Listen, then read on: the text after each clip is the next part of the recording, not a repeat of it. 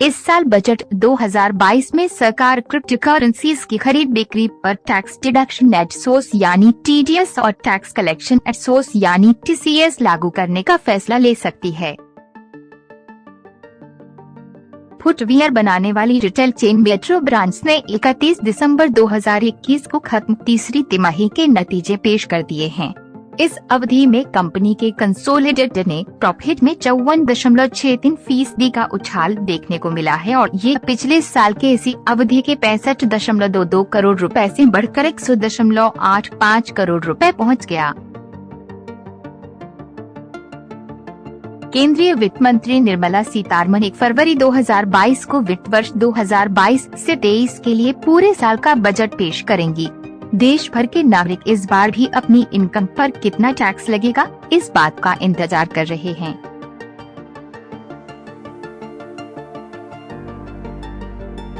भारत सरकार से चुनौतियों का सामना कर रहे अमेरिका की दिग्गज इलेक्ट्रिक कार निर्माता कंपनी टेस्ला के मालिक एलोन मस्क को तेलंगाना के बाद अब महाराष्ट्र ने राज्य में मैन्युफैक्चरिंग प्लांट लगाने के लिए आमंत्रित किया है। जल संसाधन मंत्री जयंत पाटिल ने रविवार को ट्विटर पर लिखा कि महाराष्ट्र भारत में इलेक्ट्रिक कारों के निर्माण के लिए टेस्ला की फैक्ट्री का स्थान हो सकता है। टाटा पावर के शेयर में दिख सकती है तेजी। SBI फंड्स मैनेजमेंट लिमिटेड जल्द ही अपने प्रस्तावित IPO के लिए इन्वेस्टमेंट बैंकरों की नियुक्ति कर सकती है। SBI फंड मैनेजमेंट भारत की टॉप एसेट मैनेजमेंट कंपनी है। कंपनी की योजना इस IPO से कम $50 करोड़ जुटाने की है। SBI MF, state bank of India और फ्रांस की M&D एसेट मैनेजमेंट के बीच बना एक ज्वाइंट वेंचर है। प्रवर्तन निदेशालय इन्फोर्समेंट डायरेक्टरेट ED ने शनिवार को कहा कि उसने चीनी खुफिया अधिकारियों चाइनीज इंटेलिजेंस ऑफिसर्स को संवेदनशील जानकारी लीक करने और देने से जुड़ी मनी लॉन्ड्रिंग जांच के मामले में दिल्ली के एक पत्रकार की 48.21 लाख रुपए की आवासीय संपत्ति कुर्क की है। ED ने एक बयान में कहा कि राष्ट्रीय राजधानी के पीतमपुरा इलाके में स्वतंत्र पत्रकार राजीव शर्मा की संपत्ति कुर्क करने के लिए prevention of money laundering act, prevention of money laundering act PMLA के तहत एक अस्थायी आदेश जारी किया गया है। बुल ने शुक्रवार को राहत दी और बेंचमार्क इंडेक्स शुक्रवार को मामूली रूप से कम हुए क्योंकि ओमाइक्रोन वेरिएंट के बढ़ते मामलों ने व्यापारियों को हिला दिया। बढ़ती मुद्रास्फीति संबंधी चिंताओं ने भी कुछ निवेशकों को सतर्क कर दिया। हालांकि आने वाले सप्ताह के लिए एक तारकीय कमाई के मौसम की उच्च उम्मीदें बनी रहने की संभावना है। लगातार 3 महीने की बिकवाली के बाद विदेशी पोर्टफोलियो निवेशकों FPI ने जनवरी में अब तक भारतीय बाजारों में 3,117 करोड़ रुपए डाले हैं। डिपॉजिटरी के आंकड़ों के मुताबिक FPI ने 1 से 14 जनवरी के बीच शेयरों में 1,857 करोड़ रुपए और हाइब्रिड उत्पादों में 1,743 करोड़ रुपए डाले। दिग्गज निवेशक राकेश झुनझुनवाला ने दिसंबर में समाप्त तिमाही में टाटा ग्रुप की flagship company Titan company limited में अपनी हिस्सेदारी बढ़ाई है।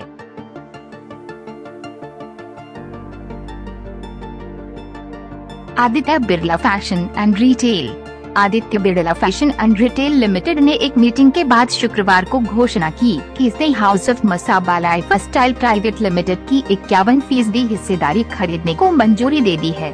House of Masaba lifestyle house apparel, non apparel, beauty और पर्सनल केयर के साथ एक्सेसरीज बिजनेस में शामिल है। कंपनी के प्रोडक्ट मसाबा ब्रांड नाम से बेचे जाते हैं। आदित्य बिरला फैशन मसाबा के साथ इस साझेदारी से युवाओं के लिए डिजिटल लाइट पोर्टफोलियो बनाना चाहती है। इस समझौते का उद्देश्य फैशन सेक्टर में सस्ते लग्जरी सेगमेंट को बढ़ावा देना है। इसके साथ ही ब्यूटी और एक्सेसरीज कैटेगरी में भी कारोबार बढ़ाना है। हीरो मोटोकॉर्प लिमिटेड देश की सबसे बड़ी two wheeler company hero MotoCorp ने घोषणा की है कि उसने अल सल्वाडोर में एक नया फ्लैगशिप स्टोर खोलकर अपने कामकाज को बढ़ाने और मजबूती देने की कोशिश की है। हीरो मोटोकॉर्प के प्रोडक्ट देखने और उसे खरीदने के लिए कंपनी के नए state of the art dealership में ग्राहकों की काफी दिलचस्पी देखी जा रही है। अल सल्वाडोर में हीरो मोटोकॉर्प का ये showroom sales, service, spare parts आदि से संबंधित सुविधाएं देगा।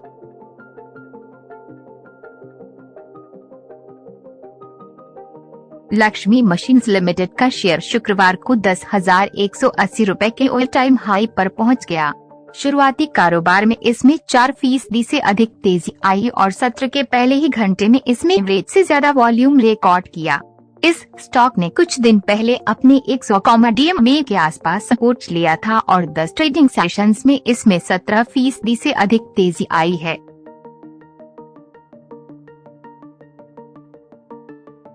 झुनझुनवाला की पत्नी रेखा झुनझुनवाला के पास भी टाइटन में 1.07% हिस्सेदारी है, जिसमें दिसंबर तिमाही में कोई बदलाव नहीं आया। झुनझुनवाला दंपत्ति की इस कंपनी में कुल मिलाकर 5.09% हिस्सेदारी है। सितंबर तिमाही के अंत में ये 4.87% थी। गुरुवार को कंपनी का शेयर 0.16% की तेजी के साथ नेशनल स्टॉक एक्सचेंज NSE पर 2,617.20 रुपए पर बंद हुआ। पिछले एक साल में इस शेयर में 75.66% तेजी आई है। सरकार भारतीय जीवन बीमा निगम का बहुप्रतीक्षित आरंभिक सार्वजनिक निर्गम IPO मार्च तक लेकर आएगी और इसकी मंजूरी के लिए बाजार नियामक सेबी के समक्ष जनवरी के अंत तक मसौदा पेश करेगी। मामले से जुड़े एक अधिकारी ने बृहस्पतिवार को कहा कि भारतीय जीवन बीमा निगम का के जुलाई-सितंबर 2021 के वित्तीय आंकड़े को अंतिम रूप दिया जा रहा है। इसके अलावा फंड विभाजन की प्रक्रिया भी जारी है। सप्लाई चेन की दिग्गज कंपनी डेल्ही वेयर के IPO को पूंजी बाजार नियामक सेबी ने हरी झंडी दे दी है। कंपनी का IPO 7,460 करोड़ रुपए का होगा। डेल्ही वेयर साल की ऐसी पहली टॉप टायर स्टार्टअप कंपनी बन गई है जिसकी IPO को सेबी ने मंजूरी दी है। दूरसंचार कंपनियों ने आगामी बजट में करीब 35,000 करोड़ रुपए के इनपुट टैक्स क्रेडिट ITC के रिफंड, लाइसेंस एवं स्पेक्ट्रम उपयोग पर लागू शुल्कों में कटौती करने और GST हटाने की मांग सरकार से की है। इसके अलावा दूरसंचार कंपनियों ने उपयोग में नहीं लाए गए 35,000 करोड़ रुपए के ITC को रिफंड करने की मांग करते हुए कहा है कि निकट भविष्य में भी इस फंड का इस्तेमाल नहीं किया जा सकता है। दूरसंचार सेवा प्रदाताओं ने सरकार से लाइसेंस शुल्क को 3% से घटाकर 1% करने और स्पेक्ट्रम उपयोग शुल्क में 3% की कटौती करने की मांग की है।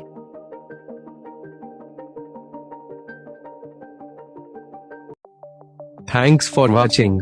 शेयर मार्केट से जुड़ी ताज़ा जानकारी और डेली मार्केट एनालिसिस के लिए हमारे चैनल बाजार एनालिसिस के सब्सक्राइब बटन और बेल आइकॉन को दबाना ना भूलें।